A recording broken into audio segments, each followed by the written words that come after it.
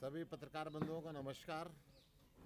आज एक बहुत इम्पॉर्टेंट विषय मैं आपके सामने लेके आया हूँ। पूरे प्रदेश में आज युवा सड़कों के ऊपर है, त्रस्त है बेरोजगारी के कारण।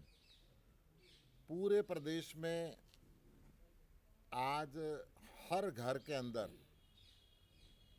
युवा डिप्रेशन का शिकार हो रहा है, नशे का शिकार हो रहा है, परंतु सरकार की कान पे जूं तक नहीं रेंग रही। कैसे इस बेरोजगारी की समस्या का हल निकलेगा? स्थिति इतनी भयावह बनी हुई है कि हर घर के अंदर अब माँ बाप भी परेशान है। जब घर के युवा, घर का चिराग बेरोजगारी की वजह से नशे पे चल पड़ा, बेरोजगारी की वजह से डिप्रेशन पे चल पड़ा, बेरोजगारी की वजह से आत्महत्या तक की बातें सोचने लगा, तो घर के बुजुर्ग परेशान हैं। कई जगह अब युवक देश और प्रदेश में रोजगार ना मिलने की वजह से अपनी ज़मीन बेच के अवैध तरीके से विदेश का रास्ता पकड़ रहा है। जहाँ पे बॉर्डर पे कई हत्याएं भी हुई हैं, वो घुस नहीं पाया और घर का चिराग बुझ गया। ये स्थिति हरियाणा के अंदर है। हरियाणा के अंदर 2 लाख से ज़्यादा स्वीकृत पद खाली हैं, जिन पे हरियाणा सरकार कोई ध्यान नहीं दे रही। 71,000 पद केवल शिक्षा विभाग में है, पुलिस विभाग में है 21,000 से ऊपर, परिवहन विभाग में है लगभग 10,000, पशुपालन विभाग में लगभग 6,000, सार्वजनिक स्वास्थ्य इंजीनियरिंग में है लगभग 5,000, अग्निशमन में है लगभग 3,25,000, चिकित्सा शिक्षा अनुसंधान में है लगभग 3,000। सरकार इन पदों को नहीं भरती। सरकार आज अगर ईमानदारी से इन पदों को भरे तो हरियाणा की कुछ समस्या हल हो सकती है, परंतु खट्टर सरकार का कोई इस तरफ ध्यान नहीं है। केवल भ्रष्टाचार के अंदर डूबी हुई है। पेपर होते भी हैं तो नकारा जो कमीशन है, Haryana public service commission, paper leak करा देता है। पेपरों की गलती के कारण कोर्ट में चला जाता है, भर्ती अटक जाती है, युवक फिर ओवरेज हो जाता है। ये सारी समस्याएं हैं। लगभग 30 बार से ऊपर पेपर लीक हुए खट्टर सरकार के राज के अंदर। ऐसा आज तक पूरे देश के अंदर कहीं नहीं हुआ जैसा हरियाणा के अंदर हो रहा है। एक एक चपरासी की पोस्ट एक निकलती है, लोग 4-4.5 हज़ार लोग उस पर अप्लाई करते हैं। पीएचडी एमबीए के लोग चपरासी की लाइन के अंदर खड़े हुए हैं। और इस बेरोजगारी के कारण हरियाणा में 2021-22 के अंदर 3783 लोगों ने, युवाओं ने आत्महत्या की है, जो 2021 के मुकाबले में 2.5% अधिक है। और आत्महत्या का सबसे बड़ा कारण केवल और केवल बेरोजगारी। बेरोजगारी की वजह से नशा बढ़ रहा है और नशे में जाने के बाद डिप्रेशन में जा रहा है, डिप्रेशन के बाद वो आत्महत्या तक की बातों पे जा रहा है। आज पूरे प्रदेश के अंदर जब सरकार नौकरियां नहीं दे पा रही है तो 10,000 पढ़े लिखे युवाओं को मजदूर बना के सरकार इजराइल भेज रही है। उस युद्धग्रस्त क्षेत्र के अंदर भेज रही है जहां से सारी दुनिया के लोग अपने नागरिकों को निकाल रहे हैं। परंतु हरियाणा के मुख्यमंत्री हरियाणा के चिरागों को, पढ़े लिखे युवाओं को मजदूर बना के उस युद्धग्रस्त क्षेत्र के अंदर भेज रही है। ये बहुत ही शर्म की बात है। आम आदमी पार्टी इस प्रदेश के युवाओं के साथ खड़ी है। इस प्रदेश के युवाओं के समर्थन के अंदर 24 घंटे तैयार है। 7 तारीख को, इसी 7 फरवरी को हमने करनाल के अंदर मुख्यमंत्री के आवास का घेराव हरियाणा के युवाओं के साथ करेंगे और एक प्रदेश स्तरीय ये प्रदर्शन होगा। हाँ, क्योंकि हरियाणा का युवक इस निकम्मी सरकार को जड़ से उखाड़ कर फेंकने के लिए तैयार है।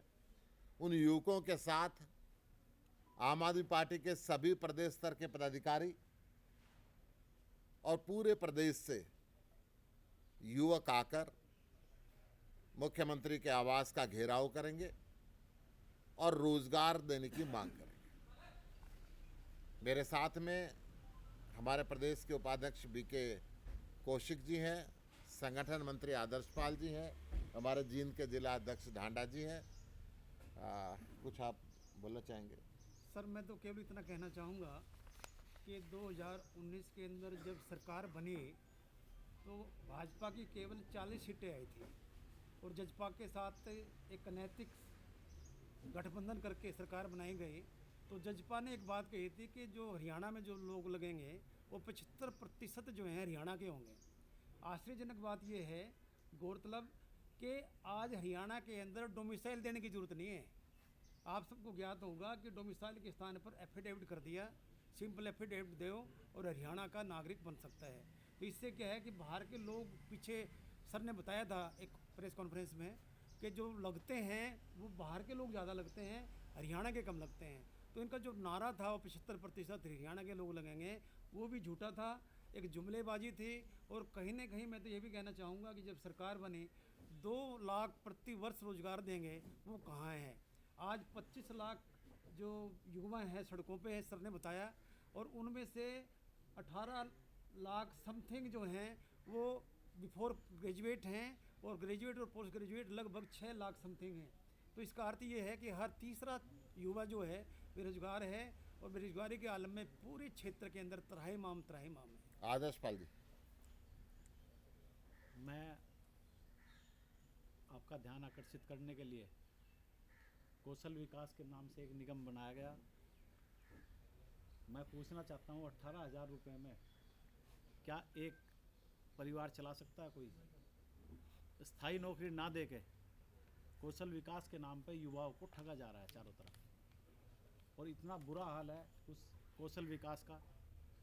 परसों एक पीएन की नौकरी के लिए 9300 रिजल्ट आया, 9300 बच्चे उसके अंदर लगाए गए। उसके अंदर जीता जागता उदाहरण है, अगर आप कहोगे तो मैं उसकी आपकी कॉपी भी प्रोवाइड कर दूंगा। अभी एक ही डिस्ट्रिक्ट से 5000 बच्चों की नियुक्ति है 9300 में से। हिसार डिस्ट्रिक्ट है, साथ में लगता है फतेहाबाद है, बाकी पूरा हरियाणा लगभग 20% में 80% बच्चे एक ही डिस्ट्रिक्ट से लगाए। क्या उसका क्राइटेरिया है, हम पूछना चाहते हैं उसके लिए।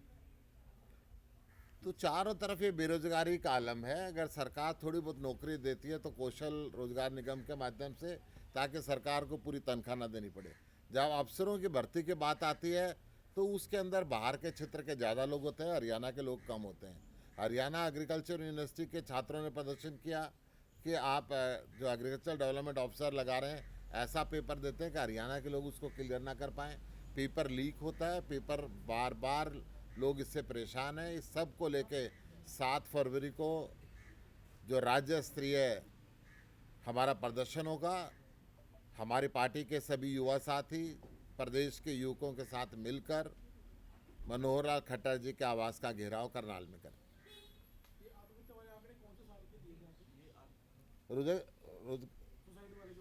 सुसाइड वाले आंकड़े 2021-22 के भी है और 2022-23 के भी है।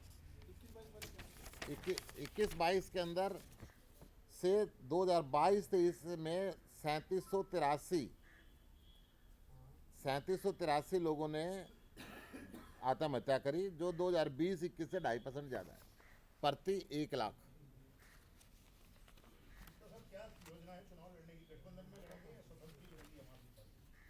आम आदमी पार्टी हरियाणा इकाई 90 के 90 विधानसभा सीटों पे अकेले अपना चुनाव लड़ेगी।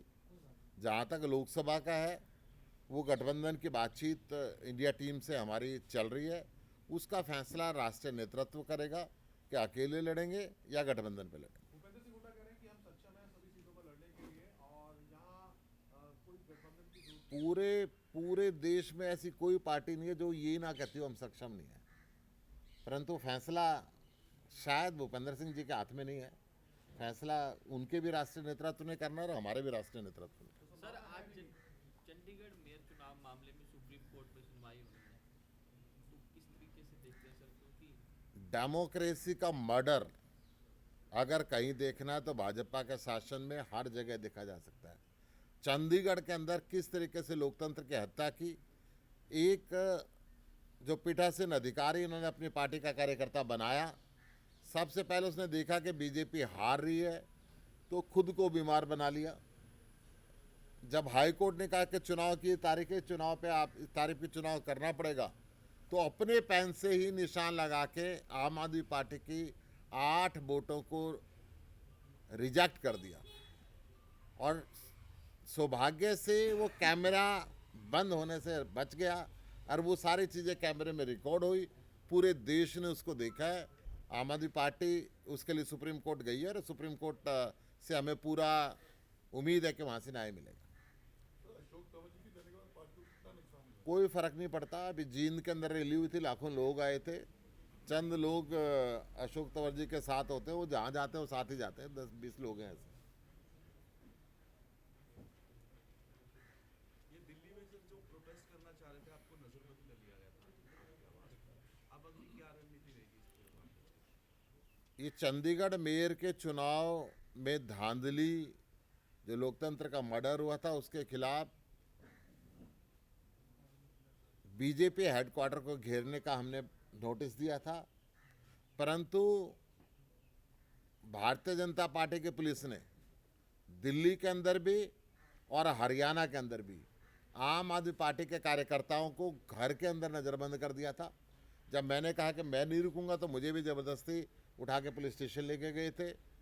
कोई कानून हिंदुस्तान के अंदर शांतिपूर्ण प्रदर्शन को नहीं रोकता। हम शांतिपूर्ण प्रदर्शन के लिए जा रहे थे, परंतु घरों में इस तरीके से नज़रबंद कर देना। खट्टर साहब भी जब हरियाणा में किसी ज़िले में जाते तो आम आदमी पार्टी के कार्यकर्ताओं को कोई सवाल ना पूछ ले, कोई क्वेश्चन ना करे, वहाँ पे नज़रबंद करा देते। Thank you sir, thank you very much.